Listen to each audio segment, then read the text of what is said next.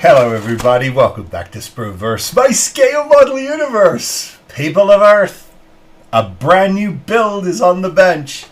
We're going to tackle the Mobius H.G. Wells' Invisible Man.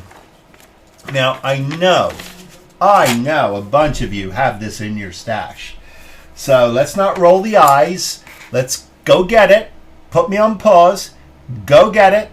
And we're going to build it. That's right, because they don't belong in boxes. They belong on your shelf. Displayed. And this is, speaking of a display, it's sort of diorama-ish. It's got three elements that come with it. Your base with a bookshelf, a table, and of course your figure. And there's all kinds of fun things you can do with it.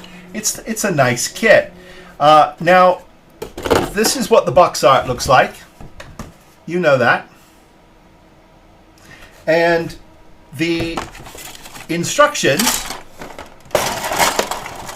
are your, I want to call them your sort of typical Mobius instructions, because we've seen this kind of design element before, right? Where you sort of, you unfold it. You've got a really cool, you got some cool information about H.G. Wells, and then you've got some photos here of the build-up, which are really kind of cool. And then the elements that you get, which is the base, you get his hat, a bookcase, the table with a bunch of stuff on it, and some other books piled up. And when it's finished, it looks really kind of cool. Not entirely sure about this little plaque with the book open. It's a clever element, but we'll see if we can do something better, or maybe not. When you flip over the instructions and you take a look, you know, you've got the bookcase and all of the glassware that goes in it, the glass bottles and some books, and you've got a whole bunch of stuff on the table itself, and then of course you've got the figure. It doesn't really matter which order you build these in, but I started with I have started with the figure, you know, cleaning up the seams as we do. Not terribly you know, not terribly difficult. Although I have to say I am grateful for my seam scraper, because it's done a beautiful job. So a little MEK to bond these perfectly, and then just gently scraping until I get these seams perfect, and then I'm hitting them with some 400 and then some 600, and those seams will go away. So I've been working on the legs and the arms. The base itself, what I'm probably going to do with this base is, I'm going to start again. I've ordered a rug that I'm hoping is the correct size, and then I'm going to get some balsa and I'm going to rebuild this floor, and obviously sand down these little glass elements right here, because well, they look like little bumps. I'm going to try and get them in camera for you. Not that you, oh, here they are. Not that you not that you haven't seen bumps before, but we can do an awful lot better with, you know, little glass shards. And of course, there is one interesting aftermarket thing that I picked up. It's from a company called TSDS. It's some decals. You know, some of them will work, some of them don't work for me. But I am going to see if I can download some letters, just some little letters that I can, because there's some notes that are supposed to go on the top of the table here. The interesting thing about the notes is, for some reason, they've decided to embed them into the table itself. Bizarre. I don't know why. Not very appreciated, but you know, hey, all's fair in love and war. We'll put this on a really nice wooden base to pump it up. We will take the glassware here, and we will color it with some Tamiya clears before we seal them up, hopefully these seams will be not terribly visible. I mean, obviously, if it's in the bookcase itself, you'll be fine. Anything on the table, I can use these little beakers that, and there's a little glass bowl. So perhaps that's what I'll put on the table, so that anything on the table doesn't have any seams on it. And there's some really cool critters that are supposed to be in formaldehyde, I think, a rat and some other bizarre things. So we could have some fun with that. So the brown elements are your bookcases, and some bookcase elements, and then there's some gray elements, and those are for the bookcase itself. And then, of course, our Invisible Man, whose head is obviously, when the bandages come off, that's that big dramatic moment to reveal that he's invisible. So it's kind of fun. Now you could go to town with this, I suppose, if you wanted to, and get some kind of a breathing blue light in his head. That might look pretty cool. I'm going to think about that, just in terms of, pumping up the drama of the invisibility, and maybe even adding some cloth over this, or certainly over the pieces that are unwrapping that go through his hand, that they're not hard plastic, that they would feel a little more like cloth. So lots of fun details that you can have with this. So that is very cool. So what I'm going to do now is, because I have to build this in elements, for instance, the pants themselves, right, are one element, and then the jacket goes on the back. Well, obviously you can't paint your pants properly if the jacket is on, so that's one design element. But I'm thinking, I try not to think sometimes, but what I'm thinking is that if, and you can't, so this is really interesting. You have got to make a decision about whether or not you're going to I think what you're going to do is you're going to have to paint those pants to the best you can, and then any washes or fine details to the pants will go on once the jacket is on, because you can't, the way this is designed, you can't put the pants on later. So that is a little wackadoodle, but we will prevail. We'll come up with the best line of attack for that, and that's the way we'll go. I suspect what we'll end up doing is, painting those pants first, getting them as detailed as possible, and then obviously we'll start to tackle the jacket. But I'm realizing here that you cannot, I don't believe you can build these as one separate element, which is a shame.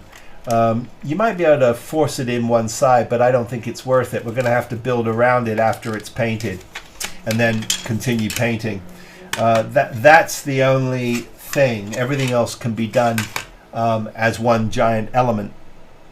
Okay, I'm going to continue getting all my seams done, because you don't need to sit here watching me do seams. We all know how to clean up our seams, and that's going to take a little while. And then by that time, I'm hoping my rug will have arrived. For you, it's the next segment. For me, it could be a week. I don't know. But we'll get that together. We'll get our wood for our base, and we'll find a base that looks appropriate. And everything else really is about just building. It's about construction, and it's about paint. So let me get a little further along on the figure, and then we'll come in before I do construction on the rest of it, so that if there's anything I've learned, I can share that with you. If I've learned nothing, then this will have been a complete waste of your time. Now, thrilled you're with me. Thank you for coming along on this build. It's going to be fun, and if you've got this in your stash, go get it, open it, start building it. Build it with me. But this is a good one. It's fun. So and it doesn't take up a lot of space. So I will come back in just well, for you it's a second, with an update, so progress update on building my figure. And I'll take a look at. I'll get these bookcases off the sprues. We'll clean those up, and we'll take a look at some construction. Okay, I'm working on the head, which is sort of the most well, it's the eye candy really for this whole thing. And I've decided to go ahead and put some actual adhesive backed bandage on myself, and I'm really happy with it. And I've used this technique before. I actually used it on my shuttle to great effect for the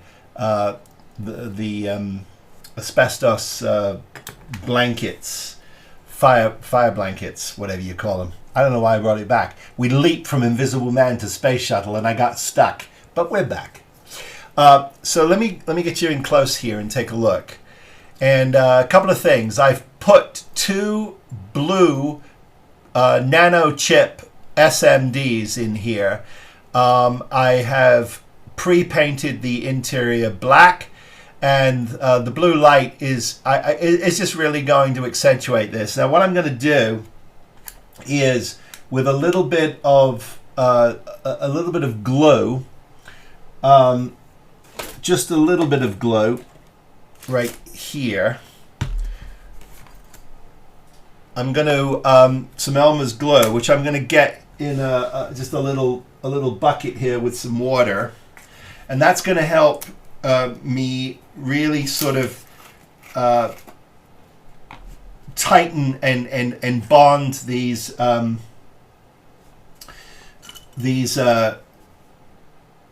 little bandages. Oh, there we go. Of course, I've put more in here than I actually need, but hey, you know, all's fair in love and stupidity. Okay, so what we'll do is and I'm going to add just a little bit of water to this to sort of tack it down, and just to sort of thin it a little bit. There we go. It's funny because I've noticed that the all-purpose version of this doesn't love water. Doesn't love it. It's okay with it, but it doesn't love it. But we'll be fine. Give it a good stir. Takes me back to my childhood when we did paper mache. But it works very effectively on these, on this. Get myself a cheap brush here, and then what I'm doing is I'm just dabbing it on like that, and that will help to bring it down. But I most importantly, I wanted to get in this crack, not the crack, but the eye socket, because the eye socket has got a lot of detail around it. So you don't just want a hole. You want that to sort of follow the you want it to follow the contour of the actual thing. But when this dries, that's just going to look absolutely fantastic. And then you take these little strips. Now you can get this kind of bandage at any pharmacy, anywhere you want. And the nice thing about it is if you see all these seam lines, trying to fix those seams with putty and sand, you're going to lose so much detail. It's just not worth it. And especially when you can get so much bang for your buck by actually using the fabric, because what the fabric does, as you can see, is, well, first of all, it goes down beautifully, and it follows the contours of the actual the actual skull, and it's really very effective. And so by the time you get your wash on that, your glue wash, this is really comes together. And then we'll obviously get some, we'll age it down a little bit appropriately. I mean, it's going to stay in the whites, but we'll give it a little bit of staining, just a little bit, to help bond it. But this won't even really need to be painted. I mean, you could do that with a very light wash and you'll be fine. So that is, you know, I think that's just perfect, and that'll work out quite well. So I'm going to continue to put these on, all these bandages on, and get this all painted up, and then that will take care of the head, and then we can start looking at the other elements. Now I need to get a primer. I need to get everything primed, but I can't put these pieces together. So this piece I'm not going to prime. The coat itself is going to be one piece, but I am going to prime. I'm going to prime the jacket here. Primarily because this is one element, and what happens is the other coat part wraps around it. So it's under it like this. So the only way to really do this correctly is to pre-paint it as an element, and you won't see the sides of it because they'll be hidden under the other coat, which has to be painted on the inside and the outside. So it's a really excellent exercise in super detail. Obviously, get a coat of clear on it so we don't scratch it up, and then, you know, that'll be good to go. We got to get some washes in here. We've got to get some pre-shading in here just to pick up the creases in the jacket and give it some life. So we'll be doing that. Most likely we'll be doing that next. I've also I've been working on the table, and what I've done is I've cut myself some balsa wood to put on the table, and that then will get stained, and that will look beautiful, and we'll give that a nice sort of glossy finish. And then I've printed up. This is kind of fun. I've got myself some documents.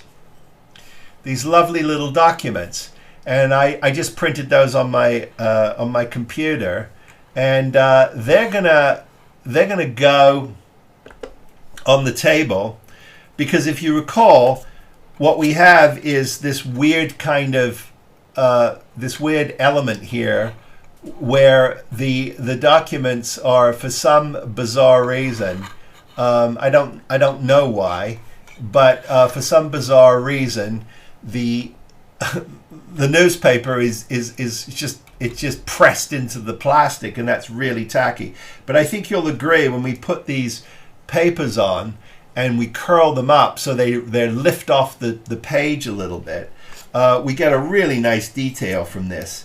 So there'll be one like that. There'll be a couple, there'll be one, two, and then maybe a third, something like that. And that will look, I think that look really nifty.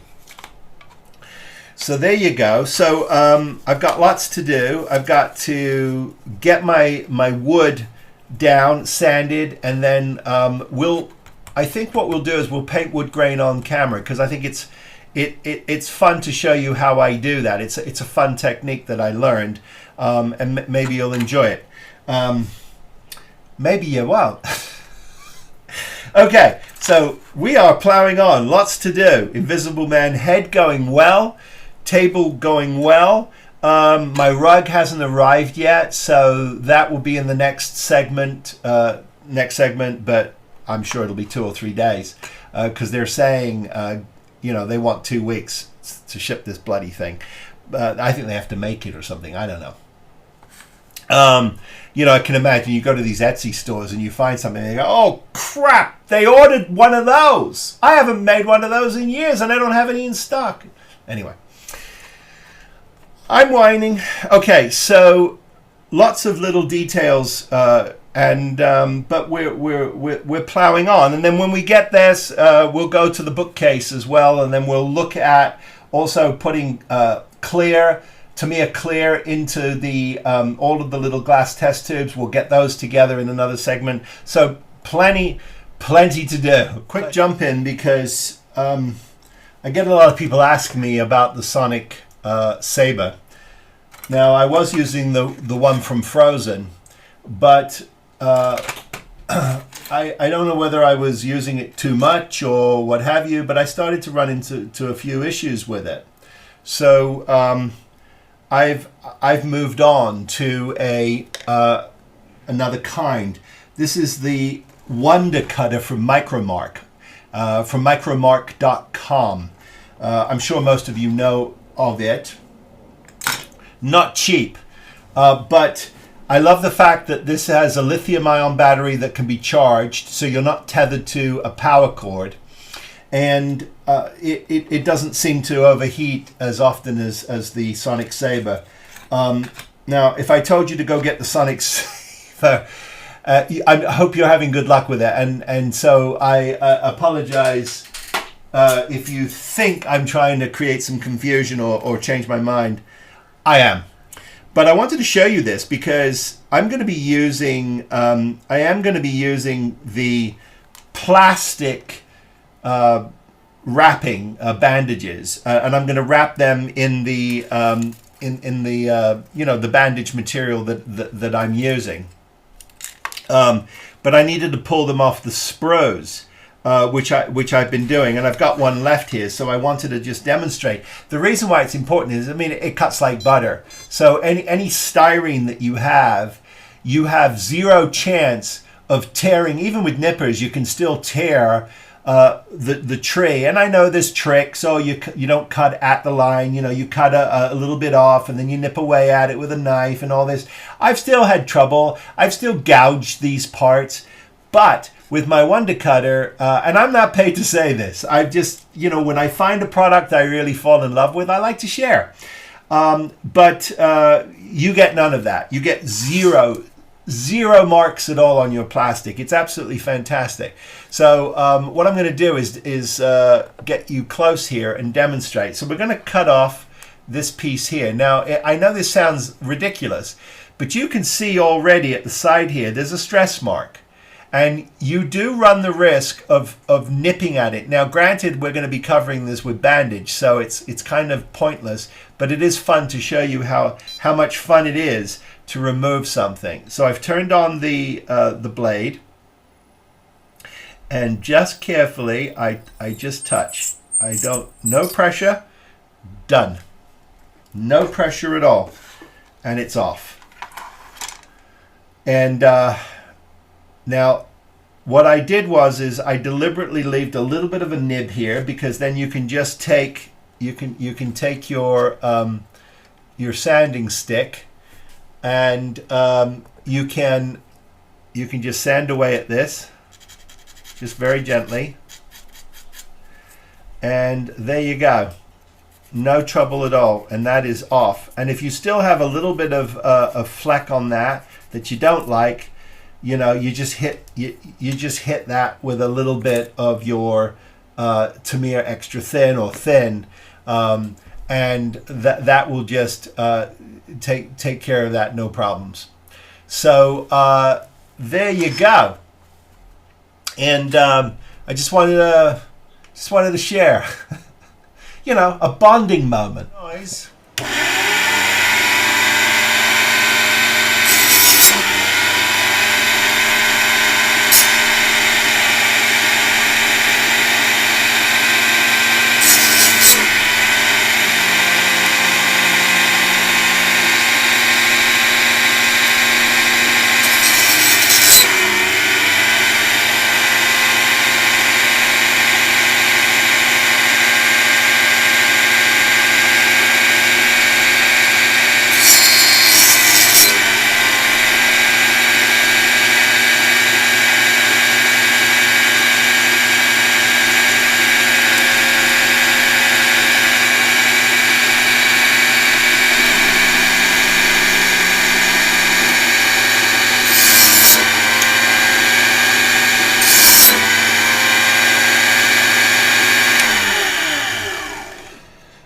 Okay, I think I've annoyed you long enough. I'm just trimming the tips off of popsicle sticks for the floorboards.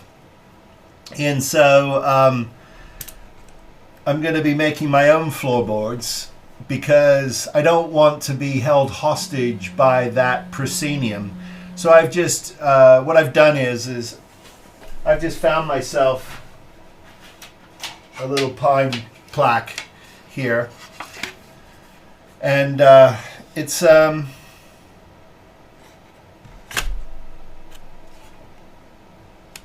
it's 9 by 12.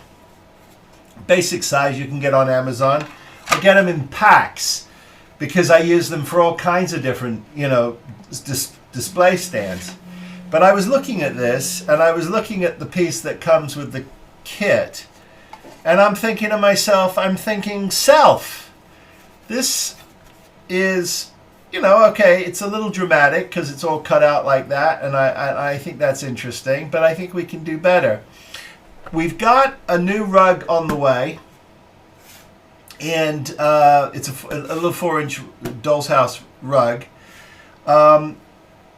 And what I'm thinking all we need to do really is we need to take our popsicle sticks on an angle, and we just need to we just need to run them like this, and we're gonna create our own floor, and we'll just run it across like this. Now, what I am going to do is for the purpose of drama, I'm going to leave it. I am going to create a new jagged edge for it. So, in other words, I won't go all the way to the ends and make this perfect. I'll make it jagged, and that should add a little drama to this piece. And I think it'll look pretty good once I've stained it. So that's what I'm doing now. I wanted to just show you what I was doing, because I could have said, well, I've got a saw and I've made these into planks, but I thought this was more interesting. You'll be the judge of that, right? Yeah, because there's nothing on this proscenium, and I've got a really wonderful battery box to power up his head, which I've put a little blue light in. Now, I know I got some notes saying, blue's boring. Everybody does blue. Find another light. I like blue. It's ghostly, and it's going to be subtle, but it'll give this diorama a little drama. You'll see. But I reached out to Ricardo and the team at 3D Fig Lab, and I said, Ricardo, you know our sort of line of battery boxes we've been designing that are all available on 3D Fig Lab, by the way. So reach out to them. I'll give you all the information in the description below, and I'll show you as we go forward how to reach them. And ultimately, you'll be able to you'll be able to get those files. So you'll buy the files, and then if you want them printed, Sean Homer over at 8K Miniatures, and I'll give you his information as well. He'll print it for you if you don't have a printer. So you're hooked up. You can go over to 3D Fig Lab, you can get their files, you can buy their files, and you can have them printed for yourself beautifully. So, see? It's turnkey. So that's what I'm doing. I'm going to plow on and get all of my boards, and we'll come back when I've got a little more progress. A quick punch in, because we've made a little bit of progress. So we went from this with, I think it's shards. It's supposed to be shards of glass here on the base here. I think they're supposed to be shards of glass. Excuse the dirty finger I've been painting. And this is supposed to be the rug. And then, you've got the rest of it. Well, I've dumped this, and I've done this. So now what I'm going to do is I've got this just lightly sanded. I've put my popsicle sticks down, and then I put some what's called light earth, which is an AK interactive medium down here, and then I've done some sanding, and I've gotten a really nice texture. So that's all ready to go. So now I'm going to get this all painted up with grain. I think we'll put that on camera. But anyway, this is my new base, and what I love about it is it actually it's giving me so much more of a proscenium to work on, and it just looks nicer. So very very happy with that. So we'll clean up here, and then I'm going to just get this all slightly sanded just a little bit, and then we're going to work on getting this base painted up. Now what I'll do is I think I'm going to put a hammered black finish around the side, sand it all up, and then I'm going to stain the top of this, and you know, give it a nice wood grain stain. So we'll see. Okay, carrying on. So what I'm doing now is I'm just going to cover the whole thing, and this will act as this wonderful base coat. Now everything is sealed, and it's starting to take on this lovely patina. And then what we'll do is we'll drag some brushes over this with some various different colors once this dries. Now ideally you don't want this to dry. Ideally you really just want this to still be wet. So if I can pull the colors I want right now, I think I'll pull them, and we'll take a look at what that looks like, just to sort of drag the brushes over it and get the wood grain effect that we're looking for. What I'm really happy about is the fact that this gives me a lot more real estate than you have if you just use the plastic base. And this is not difficult.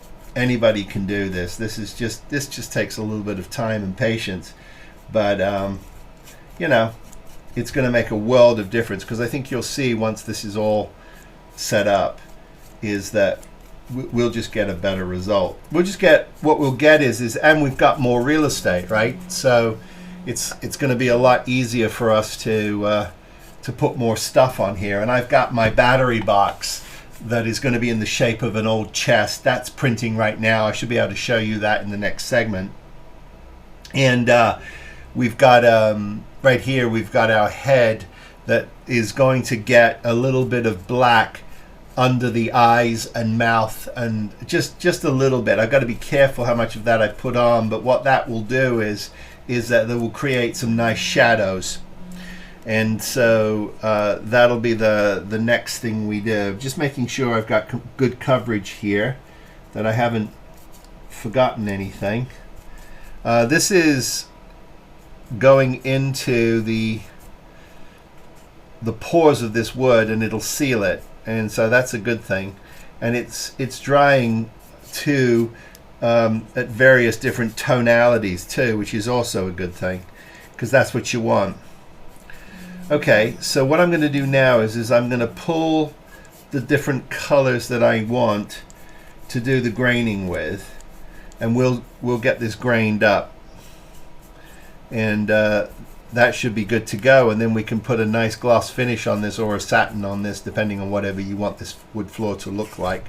You could even leave it, you know, matte if you want to, you know, just give it a sort of old tired look. That would be fine too. Okay, that's good. I'm happy with that. Let me grab my paints, and we'll carry on with this segment.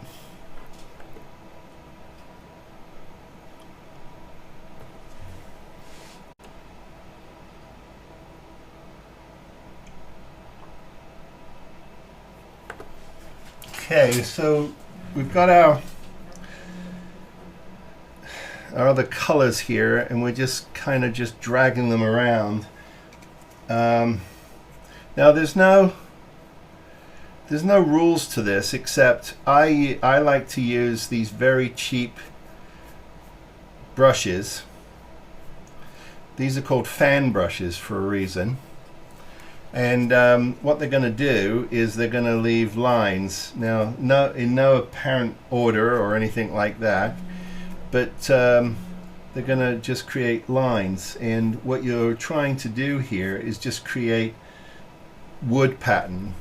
And if you've ever looked at old wood, you'll know that it doesn't have any real sort of pattern structure to it, other than the fact that it's just grainy. It's got grain in it, and that's what we're trying to do here. We're trying to add the grain, and the way we're going to do that is just with these paints, thin down with a little bit of water, and just dragging them over the surface of the wood here, and it leaves us with some very nice textures here, as you can see. And that's all you do, and you keep going until you build this up.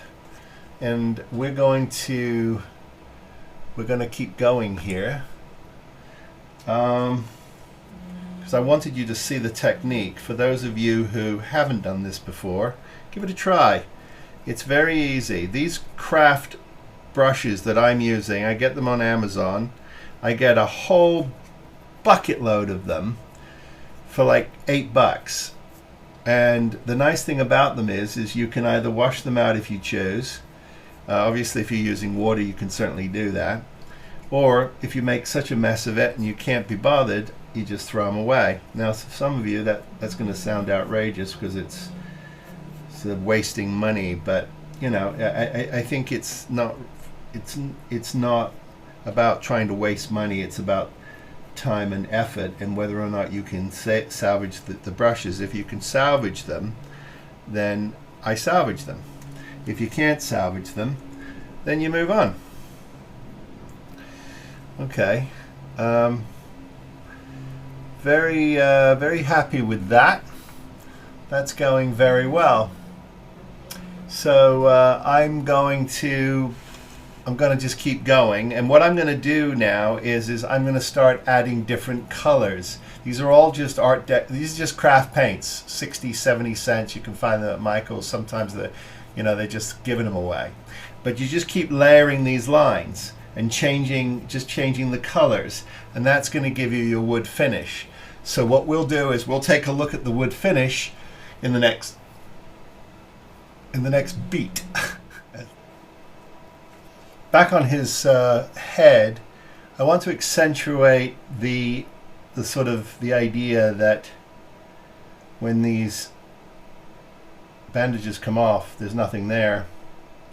So I've got this blue-gray, not black, it's a blue-gray, and I'm just using it to coat the insides of the bandages themselves around the lips, just to give it, just to sort of accentuate it. And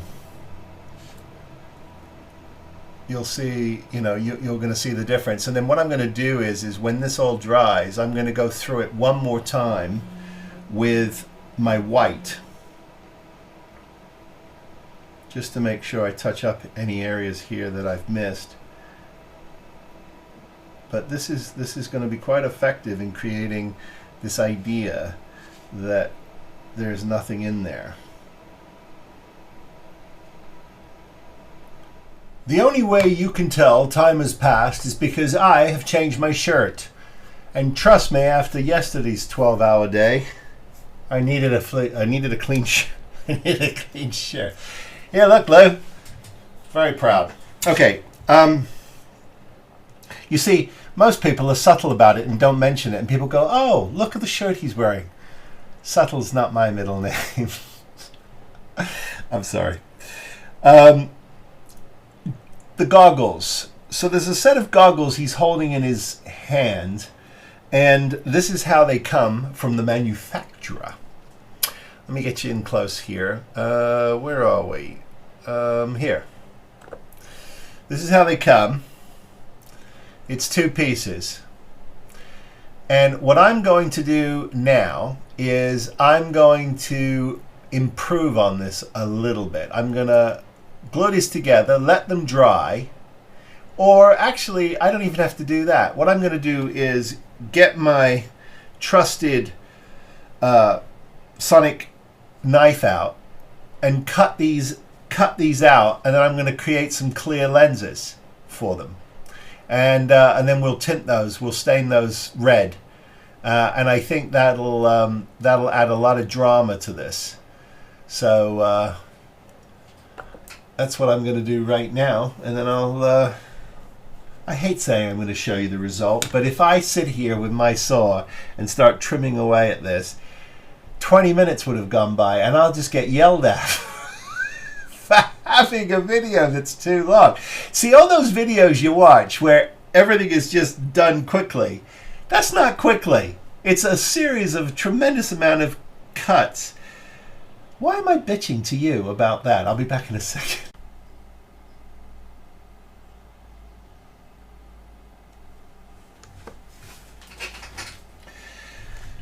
Well, you know, it's one of those little rabbit holes you go down when you look at things and you say, we can make that a little better, or I'd like to try and do something a little different. And so a couple of things. I'm putting together all the little details. And so this is going to be for a piece of glass chemistry that sits on his desk. So I'll set that aside. But what I'm working on right now, and I'll show you all of that as we go into the details, but what I'm working on right now are his glasses. And now these are the glasses he uses when he's, I guess to avoid light or whatever, you know, because it can be quite dramatic when you're invisible. And of course he was losing his mind. If you remember from the movie, from the original movie with Claude Rains, one of the side effects of this invisibility was he started to lose his marbles. And so, but he's wearing these glasses, but he's taken them off. These were solid, as we know. I've drilled them out now, and what I've done is I've started to use some clear. And all this is UV resin. But I like the fact that these have lenses, so I'm going to put one on the other side. And all you do is you take a piece of Scotch tape and you put it over the back of it. And if you want to put a little bit of color, which I've done, just a little bit of color into the resin, and I'm using my Tamiya Clear to do that, just to give it a little tint, really. And then all you do is you take the resin, and you sort of get it on your toothpick, and you start to put it into the into the frame. And I get quite a glob on my toothpick, and I drop it into the frame.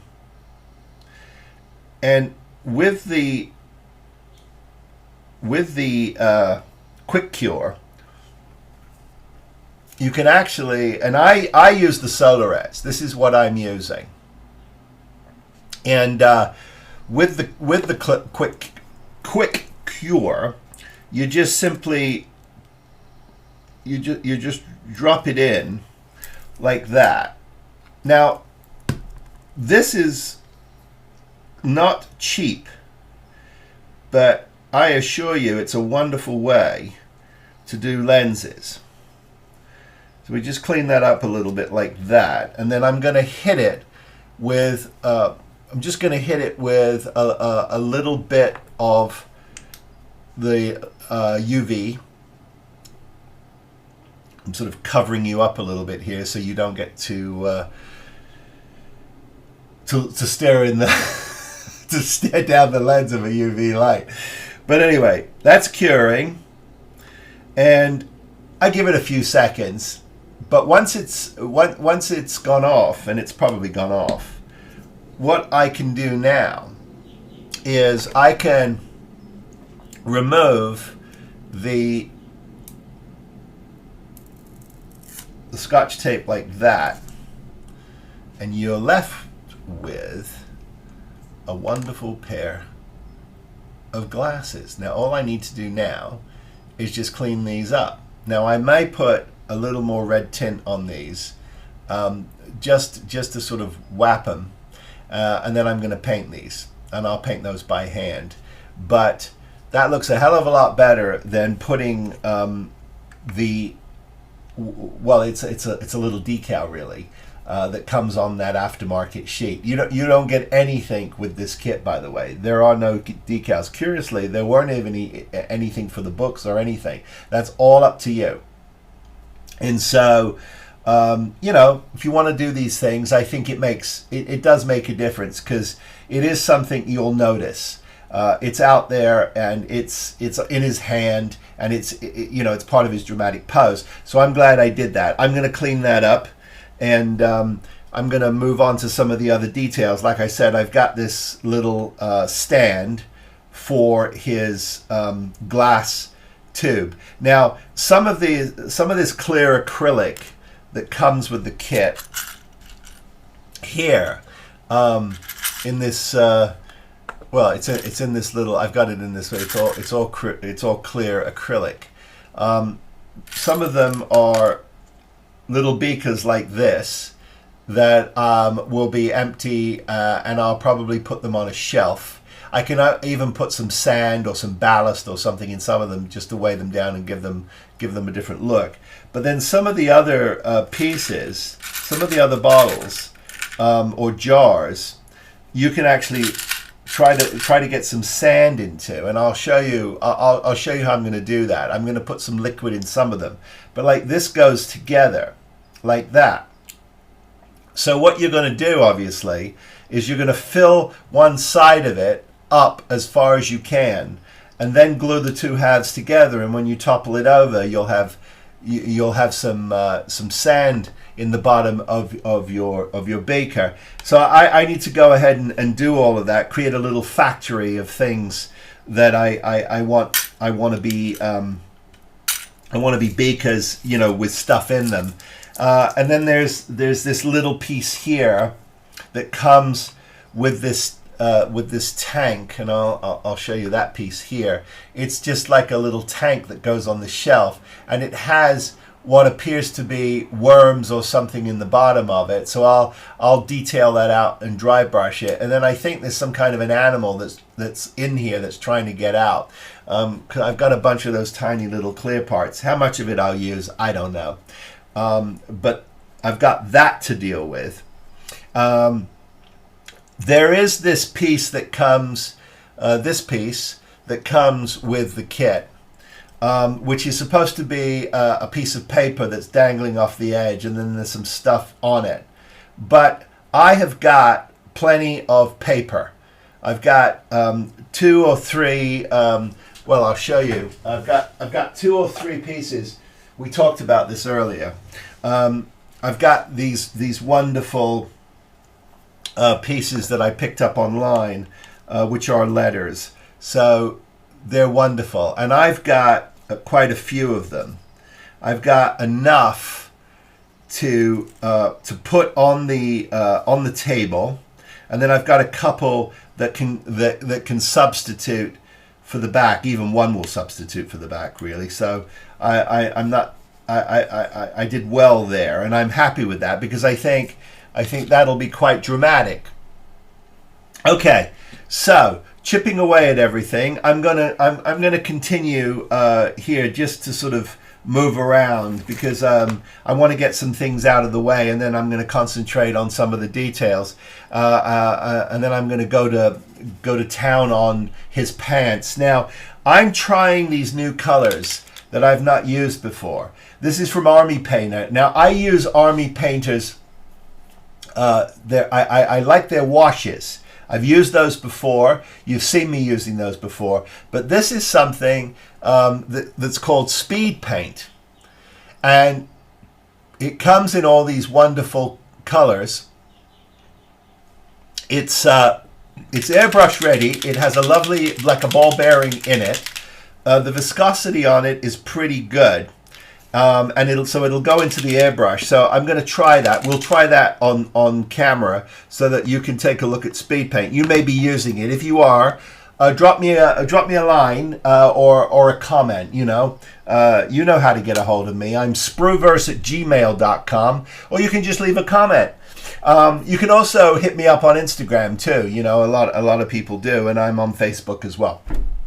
But I'm always curious to hear from guys who have other suggestions and things of that nature. So I've got to work on that. The other thing is, and we haven't quite got to it yet because I haven't quite decided how I'm going to attack it, but he's unraveling his bandages, and the effect is quite clever. So the hand attaches to this bandage, and it's separated from his arm. So it appears as though you can actually see, the invisibility of that, which is fun. But I haven't quite got to that yet, but we'll get there. His head is here and it's ready to go, and he's looking quite dramatic. I think we've seen that, but I'll show you again. And we added a touch of black to that, but that's going to look really quite good, I should say. So I'm going to set him aside, and we've got that blue light in there that I got some hostile comments about. Don't use blue. Okay, but we're using blue. I'm going to crack on, and we'll get to the next beat. In the next beat, by the way, we should have a lot of these details, these little beakers and stuff done, and I'll probably do some dry brushing and some stippling on the shelf just to age that down, and then we'll also look at the diorama as it looks now, because I've given myself a little more space. Well, certainly a lot more space. So we'll look at that in just a minute. So I'm putting a first coat on of the speed paint. This is the Army Painter series I talked about earlier, and so far so good. I mean, it's going on really nicely, and this is just my base coat, and I'm really happy with it. I think it's a nice paint to have in your arsenal. Obviously, it's going on in very thin layers, but the color is nice. There's a mixing bowl in every one, and I like that a lot. And it's acrylic. You can thin it with the same. You can thin it with the same thin as you use for any of your acrylic paints, really, or whatever your thinners of preference is. But yeah, so far I'm happy with this. Now, it's got a nice consistency, and it's going on really well, and that I'm liking that an awful lot. So I'm happy I did this.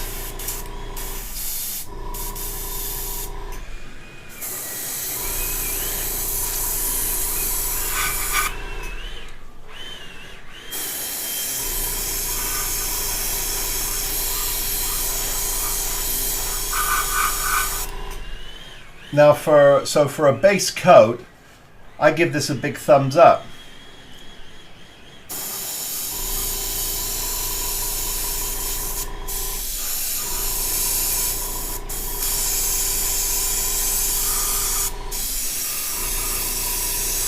Yeah, big thumbs up.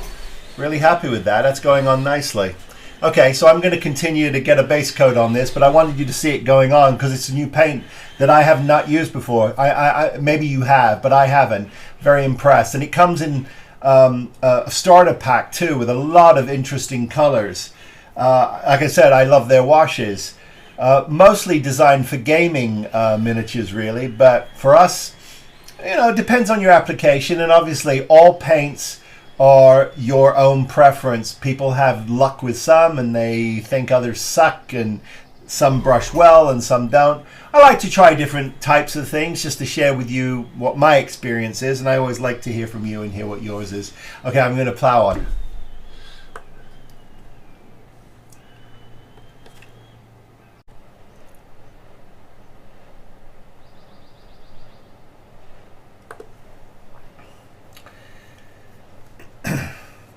Starting to get to the fun part where you start to see things coming together. I'm just starting to dress the table. I'm kind of keeping to the photo just because there are some key elements to this that I think are important.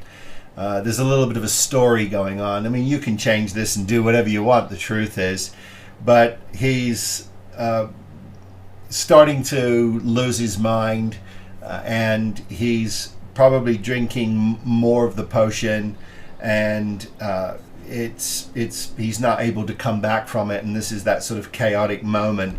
But things are going really well. I've started to dress the table, and that's a lot of fun. The little pestle and mortar I've glued on, and that's sort of just setting up. I've not tacked these down yet, but I thought these little documents look really good. They really are. They make it come alive, when things are not like painted on the surface. Then it's just a lot.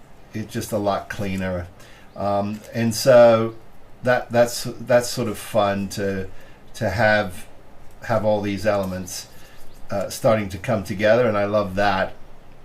I've got to just paint up this little stand. It's not finished yet, but that's going to sit like this. Oops. And then there's this little holder for the top of this glass globe, and there's going to be a few other pieces of glass on this table, and that should really come together quite well. I'm super happy with that. So I'm just going to sort of set that aside here for a second. And I'll get back to that in just a minute. I wanted to talk just quickly about the figure. So I've been doing a lot of airbrushing, and that's come together really well. The pants themselves are pretty much finished, so I'm happy there. And I've been working on the shoes, and I'm relatively happy with the shoes. But what I've got to do now is I've got to figure out just exactly how I'm going to run this wire. Now, I've made a very silly error, which was I didn't embed my wire into the floorboard. I forgot to do it. So when it runs from his leg out to my battery box, I'm going to have to conceal that. Now I've got a rug coming, and the wire I'm using is very, very fine magnet wire, so I think I can dust that with a little bit of brown paint before it goes down, and hopefully I think that will disappear. But it's a bit of a bummer that I didn't do it, but I think you'll be the judge in the final assembly of everything as to whether that worked or not. So I'm ready now to just sort of do a rough assembly so that I can figure out how to bring his wire through his leg and then out the back, and then I've got to figure out how I'm going to shift gears and change to this magnetic wire that I've got, which is a lot thinner. But I think this is working out quite well. What I want to do right now, just for a second, is bring over my base, which is over here. I've got all kinds of fun things on it already. And what I think is kind of fun is I've got my 3D Fig Lab battery box. Now it doesn't have a switch on it or anything yet, but look at that. That is an old it's an old steam chest, Now these come in all kinds of different versions. You're going to be able to get these STL files in a sci-fi version, an old Victorian version, a steampunk version. There's going to be all kinds of versions to them, and and this is something that I'm sort of proud of, that I kind of invented and gave it to the guys at 3D Fig Lab, and off they went to the races, and now they sell the files for them. But I'm super happy with this because over the years I've seen so many talented modelers having to drill and gouge into bases to hide boxes. Now the nice thing about these printed boxes is you can shrink them, you can make them bigger, so depending on what scale you're working at, it really works. Now obviously if you're going to be doing a sci-fi or a fantasy thing, eventually the guys will be offering rocks, and those things will have a battery clip already in them, and so your rock will be ready to go. So there's all kinds of things you can do with them, but the nice thing about it is you're not having to pick up the model itself and fumble underneath for batteries or in the back of a wall that looks ugly. So and then you can just unplug these if you wanted to and put them on other models, or you can unplug them for traveling, or you can just glue them down permanently. And obviously you leave the lid loose because that's how you change your battery. Okay. I've been working on all the accoutrement for the table and for the shelving unit, and I've gotten quite far with all of that stuff, and that's sort of fun. So we've got little beakers. I've got the skeleton head ready to go. That's ready to go. I have been putting a little bit of Tamiya clear, different colors, into some of the beakers before I glued them together. Some of them I added. This is kind of fun. I added a little bit of just ballast to this one, so I've got that, and then I've added. So this is fun. Now you could actually, if you wanted to be super careful, so it doesn't look like a candy jar, you could actually make these all white or all blue. If you wanted to pick out, this is just a little pack I got on eBay of thousands of these little balls, and they've really come in handy. You can use them as eyeballs, you can use them as candy. I mean, they've got all kinds of different uses, so I think that's kind of fun. Anyway, I've been collecting all of those things. I've also got a couple of extra letters which I'll put in my little collection here, and that's for the shelving unit in the back. And then I've got my little terrarium here, which I've finished, which is kind of fun, and that's going to have some kind of a that's going to have some kind of a creature in it. I think is what we're going to do with that. I think that's what we're doing with that. Anyway, so I'm putting everything together so I don't lose all of this stuff. But the purpose of bringing this over is because it's time to start thinking about where exactly he's going to stand. Now I've got a rug that's coming, and I don't have that yet. But assuming this parks right here, like this, and we have our shelf in the back. I can quickly pull that over. That's going to go like basically there. That's his shelving unit.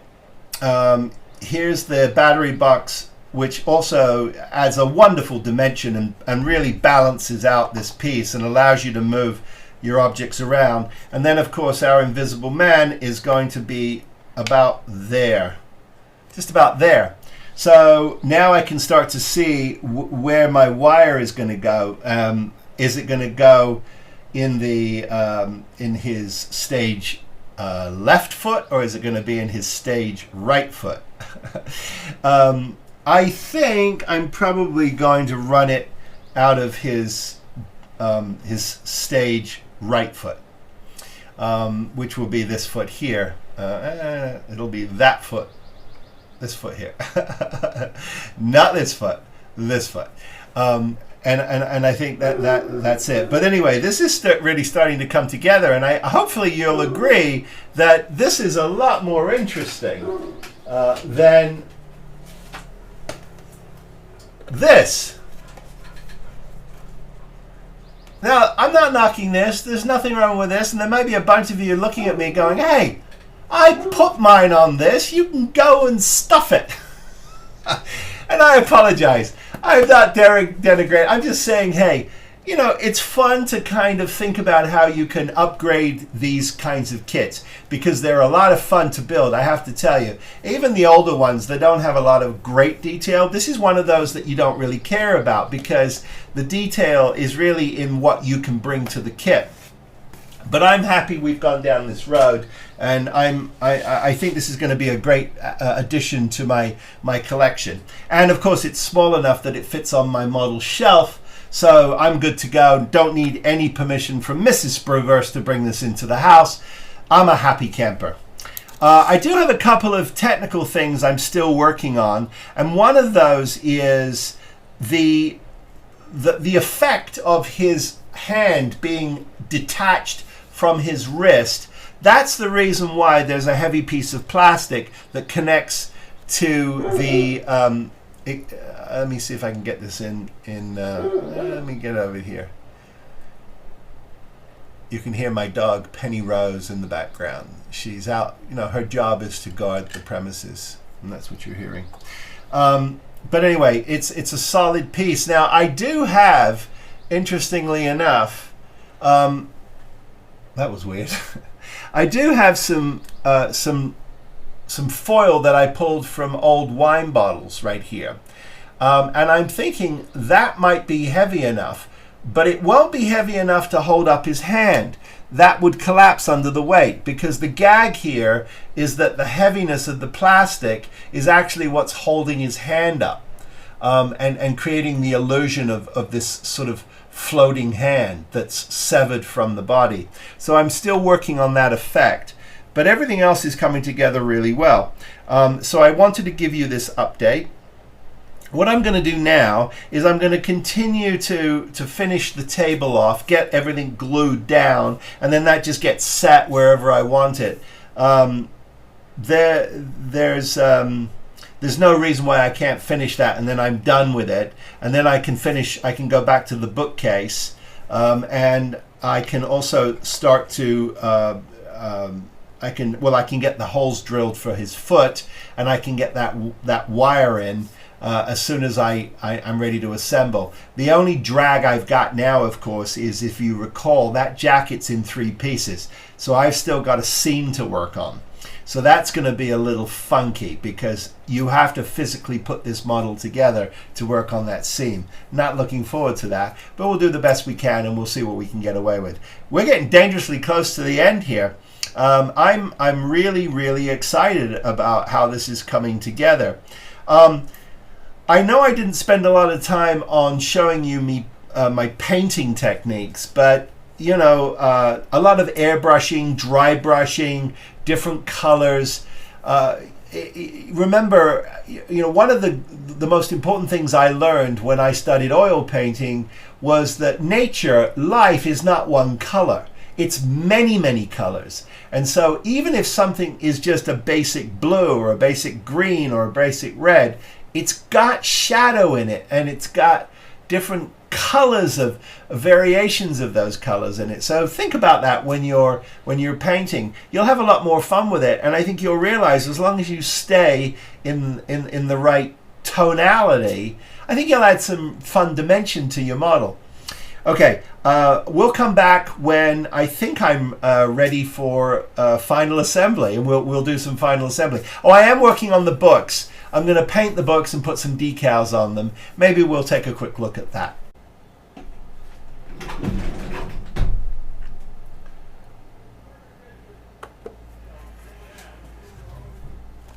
Well, I was all set up to do just a little bit about decals. I I don't really, all I can do is say this, is that I have to tell you honestly what my experience is with something. It could be operator error, it could have nothing to do with the decals themselves, but the ones that I presented in the beginning of this, that are aftermarket decals did not work for me. They disintegrated. They had to be put on a white surface to honestly work, and they just ultimately, I thought, looked, to be honest with you, a little cheesy. That's my opinion. What I am doing, and I think what has worked for me, is I have taken some rattle can Mr. Color zinc, the oxide red, and I sprayed that over my books. I let that dry. When it was dry, I took my Chaos Black from Citadel in the rattle can, and I took it outside and I dusted these from different angles, and I think the result is fantastic. So let me show you what my books look like now. They look like rich leather books, and I'm also adding just a little bit of my Tamiya panel liner to these, and I think they look like good old-fashioned antique books, and I'm leaving it at that. I think they're fine, and I don't think you need that detail. Also, additionally, the labels I think are not really needed either. Now, is it a nice detail? Yes, but I think that what I've done to my bottles by adding my clears and some ballast and some of these, little candy balls and things, I've added enough texture. So I think there's plenty of opportunity here. I'm going to add a few little pieces of greenery, but I think there's opportunity here just to spice this up and leave it alone, because the center of this piece is my Invisible Man, and so that's what I'm doing.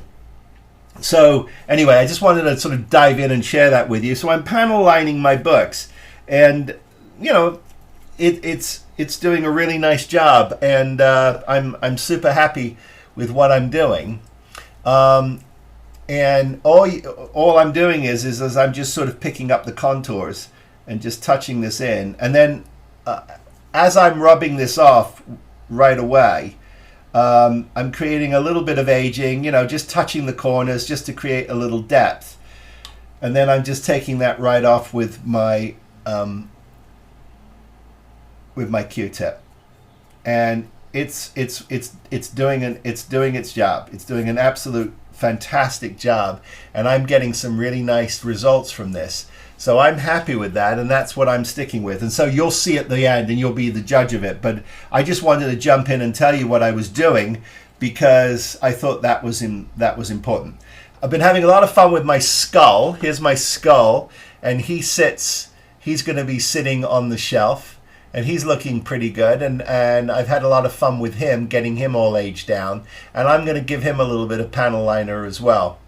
So that's what I'm working on, and we will plow on. What I'm going to do now is I'm going to continue to finish my books. I'm going to get everything set on my shelf, glue that down, and let that dry. And when we come back in the next segment, I'm going to be working on getting my Invisible Man put together so we can look at what the seam lines issues are, and then I'm going to talk about my decision on wiring, because if you recall early on in the build, I said I should have put some wire into the floor before I put my floorboarding down, but I can drill a little hole down into the underneath, go over to my battery box, and then up through the battery box, which is going to be permanently glued to this diorama anyway, and I'll be fine, and that'll take care of having to worry about that little wire. It's one wire, it's for the head. It goes on once for a presentation. Will it ever get turned on again? I don't know, but the satisfaction of knowing that I had done that is a lot of fun. So next segment, we should be we'll work on our figure in the next segment. Okay, I'm at a point now where I need to get this assembled so that I can start to figure out what my seam issues are with this. And it doesn't give you real instructions on how this thing is put together. So if you are just starting out as a modeler, it's kind of not cool, because there is a way to do this correctly and not mess it up. Now I'm pretty happy with my final colors. I went for camels and browns, and it's all working quite beautifully together. I've got his hole in his shoe for the wire, and I was able to go into the base and out and up through where the battery box is going to be. So I'm all good there. What I want to do now is just start to put this together so that I can figure out just exactly where I am. Now it does want this back to go on here first.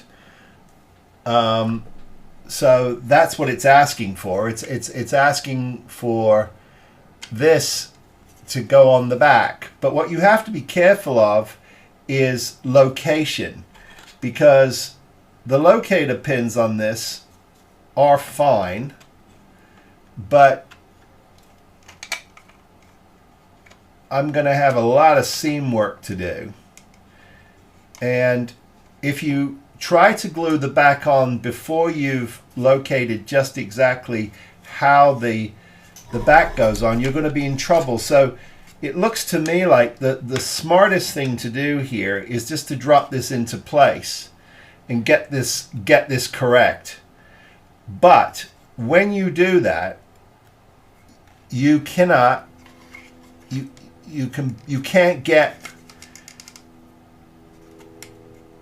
get your trousers in, because it closes too much of it. So what I'm going to have to do is I'm going to use some slow curing glue. And the glue that I like to do that, now you don't want super glue here. You want good old-fashioned glue, in my opinion. I'm looking at this with you for the first time because I'm realizing just exactly what the issues are going to be. Now you could try to tack this down, I suppose. That's probably a good idea. There is going to be a lot of seam work to do. But it's best to try and tack this down first. It'll have a little bit of flexibility, but you can't, if you glue it down,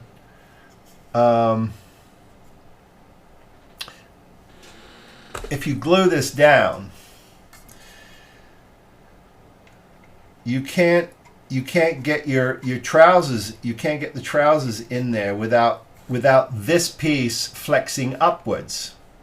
It's kind of weird.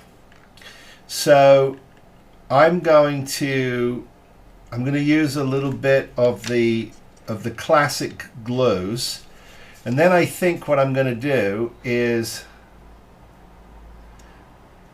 I'm going to just sort of tack that in position for a second, but then I'll get the pants on as well at the same time. And what that will do, I think, is it will help me actually put this into position. Now I've got good old-fashioned glue. Now you can laugh, but if we're careful, this is the right way to do these kinds of kits, because it'll give us the flexibility. I'm noticing already I've got some issues with my paint. That's okay. I've got lots of touch-ups to do. But I know my colors now, so I'm pretty happy. So, okay. So to commit to this means I'm going to have to glue this together. And if you think I'm going to do this on camera, you are so mistaken. Come back when it's together, because I'm such a chicken. But I'll explain to you what I did. I've already explained to you what I'm going to do, but I just don't want I don't want a camera watching me while I'm doing it. I'm shy. Okay, well, this is important. As I'm putting this together, now there's a lot of seam work to do. There's puttying to do, but the thing about the old-fashioned Testos cement is it also acts as a relatively decent gap filler, and you have time to work with the material. So, I'm a big fan of it in these circumstances. But there's a couple of issues that are worth pointing out. One of those issues is going to be the head. If you intend to put any kind of light in it, you're going to need to make sure that you do one side, let it dry, leave this side open, and then pull everything through. What you don't want to do is try and get all of this done at one sitting, because you're just going to cry. And then what I've done is I've checked out the sort of the fit on everything, and it's not terrible. It will with a little bit of flex, this side will sit in like this, and then this arm will go on quite nicely, and then the basic elements are together, as you can see. So it's a big day for me tomorrow, because I want to let this dry, but I've got to get everything wired up. I've got seams that need to be filled, but that's okay. I'm not worried about that. We'll do a nice job of getting this all puttied up, and now we know what our final paint colors are, because I've been playing with paint. We're going to be just fine. So what I need to do is I just need to get a little bit of force on this to hold that in place, because I don't want that to pop up. I don't need to start sanding up here. That's just a waste of my time. So I'm going to get this down, and we will come back when I am dropping the head in, bringing the wires through, and then closing this up. And then we should be able to, in the next segment, finish the entire model, and then we can go on to dressing our final diorama, and taking a look at this finished beauty. We're getting close. I can feel that finish line. I can feel it. Bob Ross used to talk about happy accidents. I love happy accidents. When you're at the bench and you're trying to figure out certain things, and creative solutions to some problems. The seams on this are quite severe, but there is a happy accident. And what it is there is if you just take your Perfect Putty, which is a water-based putty, and you put some dabs all over your model, and then with your finger, because it's perfectly fine, it's not toxic, you just sort of drag down, and you get these striations all over. Now, when you paint over this, you're going to get an even texture that's going to appear like fabric. It's soft enough and smooth enough that you will get a really nice blend. And as long as you're consistent with your coverage, that it's everywhere, it's not just in a few places, you're going to get a really nice result. And I've used this a couple of times, and I really like it, especially when you're trying to do like velvets or fabrics or things like that. Now, you do have to make sure that when you're doing it, that your areas are nice and smooth. It will, I promise you, it'll get picked up because it's slightly higher than everything else. But what it will do is it will blend in beautifully, and you'll get this lovely effect of fabric. And because it's everywhere, it doesn't appear like a mistake. It's a great technique. It works really well. And like I said, you'll see at the end when we're blending how well we do. But I'm happy with that. I just wanted to sort of bump in and share that with you. So what I'm going to do now is this has to dry. I'm going to just let this all set up, and then what we're going to do is we're going to attach his head, and then we'll do the final attachments of the left side of his jacket, or right side if he's in it, and his arm. And then we will be ready for final paint and touch-ups on it, and that will get us dangerously close to the finish line. So let's see how we do. Okay. Just going to get the wires through the foot.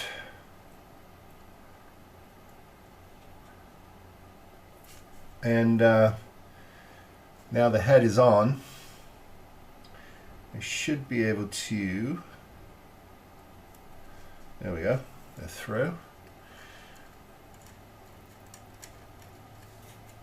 So get that foot glued in here, and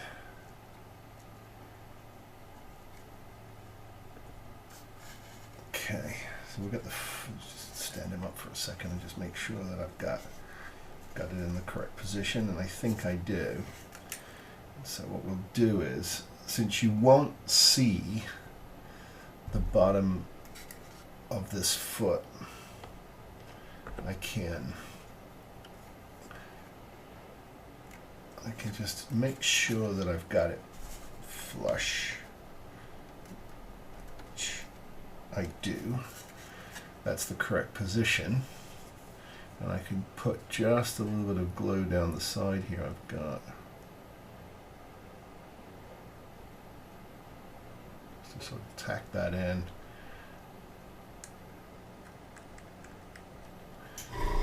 Doesn't take much.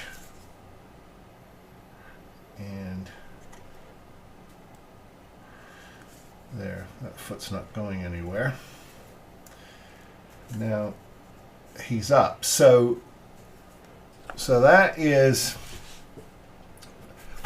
that's good. He's looking quite dramatic. So what I'm going to do now is I'm going to get the other side glued up and hooked in, and his arm on, and then the hands. We'll take a look at him before we'll take a look at him after I've cleaned him up.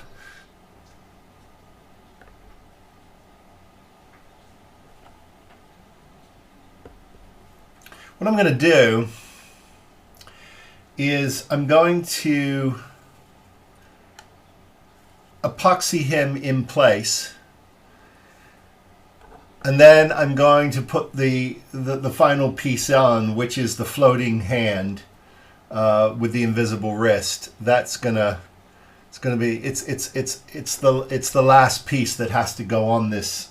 So the best thing for me to do now is to not be shaking this and jarring it. It's best to get it epoxied down in situ. And then I will be able to attach his hand. I think that'll be the best way to do it.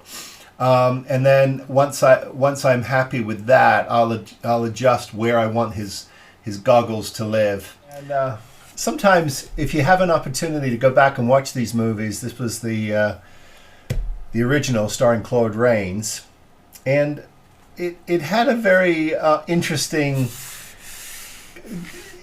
tone for the time, but I guess it was treated a lot more seriously at the time than it sort of plays today. But the underlying story from H.G. Wells is a really haunting one, and it's really curious to me as to why some of these are not made as period pieces today. They would be fantastic, but I guess it's people's taste, really. But here it is. This is the Moebius Invisible Man, and it's all together. Now, I haven't glued anything down yet because my rug hasn't arrived. I was hoping my rug would have arrived, but it hasn't arrived. I don't know whether it really needs it or not, but needless to say, it hasn't arrived. And this is what she looks like with all the pieces in place. And of course, my light switch here for my battery, and his haunting blue glow that I've put in there. Why not? It was something fun to do on a switch. in one of these great battery boxes from 3D Fig Lab. I'll do a close on this at the very end. There was a couple of things I did want to talk about, though. One is, of course, the fact that I had an awful lot of fun with these bandages, and I wrapped my own, and it was a lot of fun. I also added the detail here of the lenses, the clear lenses, and I'm glad I did that. I also wanted to point out the flooring here, which I had an awful lot of fun doing. The textures on it are terrific, and obviously we went through the detail of that.